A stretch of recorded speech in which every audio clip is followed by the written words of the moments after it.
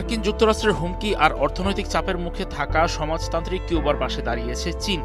চলমান অর্থনৈতিক চ্যালেঞ্জের মুখে দেশটির খাদ্য সরবরাহ জোরদার করার লক্ষ্যে নেওয়া একটি বৃহত্তর সহায়তা প্যাকেজের অংশ হিসেবে ২৮ মার্চ হাভানা বন্দরে চীন থেকে ১৫,০০০ টন চাল এসে পৌঁছেছে।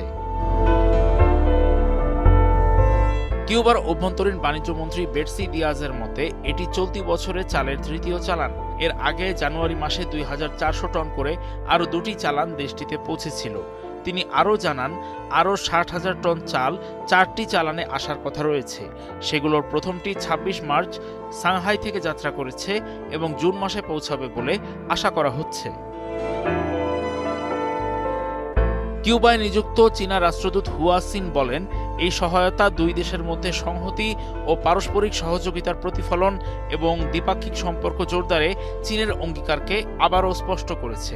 হাভানার এক অনুষ্ঠানে কিউবা ও চীনের উচ্চপদস্থ কর্মকর্তারা উপস্থিত ছিলেন। তারা কিউবার সামাজিক আহার কর্মসূচিতে এই সহায়তার গুরুত্বের উপর জোর দেন।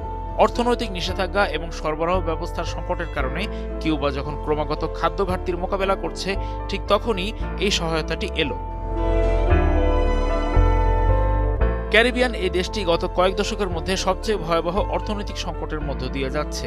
বিশেষ করে দ্বীপরাষ্ট্রটিতে জ্বালানি রপ্তানির ওপর কঠোর মার্কিন অবরোধ থাকার ফলে সংকট তৈরি হয়েছে।